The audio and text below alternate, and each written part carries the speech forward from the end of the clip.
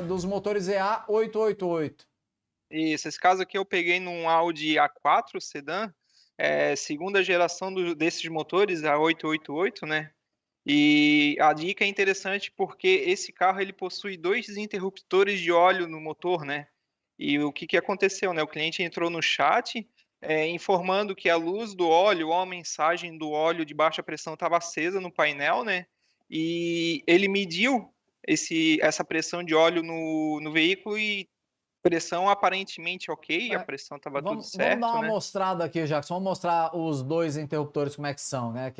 Mostrando aqui Isso. essa configuração aí, né, Jackson?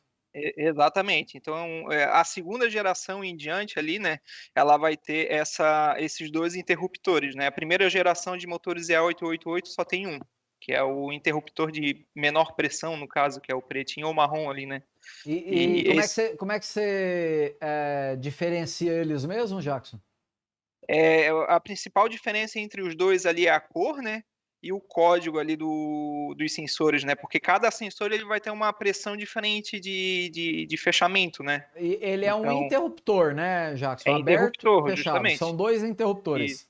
exatamente. Então, o cliente ele entrou no chat justamente com essa dúvida, porque no painel estava acendendo baixa pressão de óleo, mas no carro a pressão estava tudo certinho. Até se a gente entrar lá no manual do veículo, lá a gente tem as pressões Pera aí. publicadas lá, né? Pressão do óleo, pressão de arrefecimento. Pressão do óleo. Tá, beleza. Exatamente. Daí o cliente abriu esse manual. Lá no carro ele mediu em torno de 1 bar e pouquinho, estava dando mais ou menos essa pressão de óleo. Então a Em gente marcha confirmou lenta. e marcha lenta, veículo quente e tal, a pressão, no princípio, estava ok, né? Aí, no momento que eu estava fazendo a entrevista ali com o cliente, a gente estava conversando, daí eu comecei a pensar em relação ao interruptor, né? Daí a gente entrou no diagrama elétrico dele e a gente identificou lá que ele realmente, de fato, ele tinha dois interruptores, né? E o que que aconteceu no veículo do cliente, né? Daí a gente conversando e tal, eu pedi para ele inverter os sensores de posição porque a princípio ele tinha medido de continuidade, estava tudo certo, ele tinha medido tudo ali em referente à parte elétrica, estava tudo Pera aí, ok. Jackson, uma dúvida. Inverter os sensores ou desconectar eles e inverter os conectores? Desconectar e inverter. Os conectores. Porque você Isso, exatamente. suspeitou de alguma inversão, porque você viu que os interruptores são muito similares, o conector É, elétrico é parecido, a uhum, pressão do óleo estava certa e ele acusava a pressão do óleo no painel. Aí você, pá, aquela sacada, inverte os conectores. E aí? e- exatamente. Nesse meio tempo eu consultei no catálogo de peça do veículo ali, tem até os códigos ali, né? Realmente eu identifiquei que ele tinha pressões diferentes, os interruptores, né? Aí onde foi que eu me liguei para ele inverter. O cliente tinha falado que os conectores já estavam meio frouxos e tal, aí consegue se inverter esses interruptores, né? Um pouquinho forçado, mas ele consegue ser invertido, né? Pera aí, uma dúvida, Jackson. O guia é igual? Eles são idênticos? Entra certinho ou tem que ser força bruta? O guia ele é um pouquinho diferente. Se forçar um pouquinho, ele vai.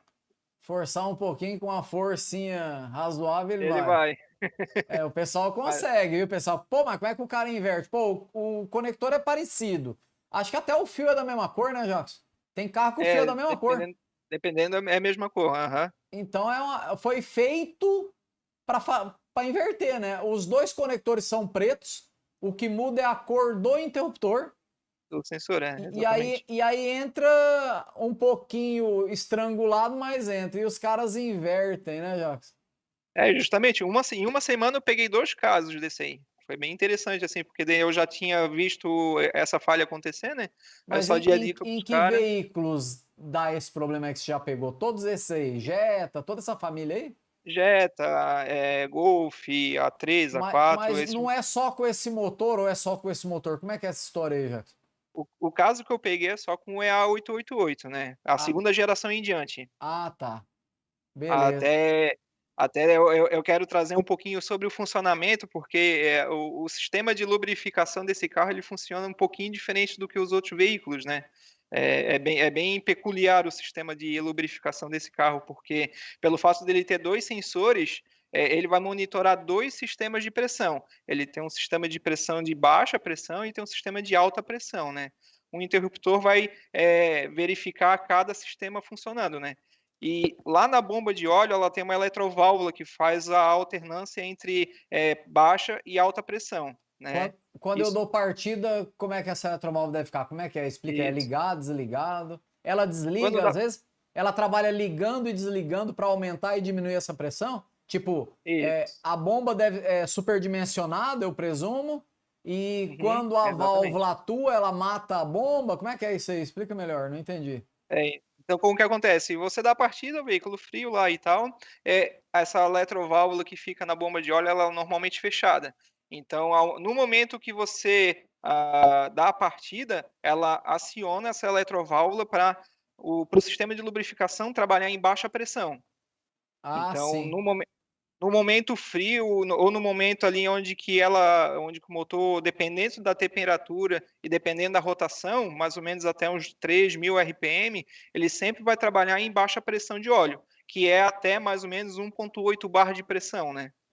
Então, E- essa é a fase de baixa pressão que ela trabalha, né? Então, dependendo da situação, temperatura, pressão, condição de carga, a Exatamente. central do motor vai atuar nessa eletroválvula para ela mudar o caminho do óleo ali, mudar o caminho na bomba de óleo e trabalhar pressurizando mais ou pressurizando menos. É mais ou menos isso, né, Jacques? Exatamente. Ele tem a faixa de rotação, é bem complexo o sistema de funcionamento. Dá uma aula, dá uma live inteira, na verdade, o funcionamento de lubrificação desse motor em específico, né?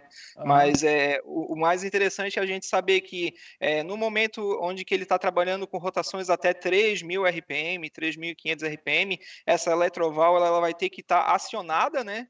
E ele vai estar numa faixa de baixa pressão de óleo da lubrificação, né? A partir do momento que ele passa de 3.500 RPM, ele vai desativar essa eletroválvula, né? Vai mudar o caminho da passagem de óleo e a pressão de óleo vai subir lá para em torno de 3,3, 3 bar e meio ali de pressão, mais ou Legal, menos, né? legal. Mas na eletroválvula não é muito recorrente o defeito ainda, né, Jacques? Ou já é? Não, não, não. Não, né? O caso que eu mais pego aqui no suporte é justamente essa inversão, justamente. Vai desmontar para fazer uma limpeza, vai fazer o cabeçote, enfim, daí remove ali todo o cavalete ali, né, do filtro de óleo, porque fica bem embaixo do filtro de óleo, né, E e aí o acaba, cara de presente coloca esse defeito para nós. acaba invertendo, justamente, é um defeito colocado, né. Ah, legal, legal demais, Jacques. Obrigado, cara. Obrigado. Bem legal esse Nada, defeito. E aquela dica, quando o cara tem a sacada, ele já vai em cima, né? Muito legal. é legal, né. Mas é isso aí. Obrigado, Jacques. Obrigado.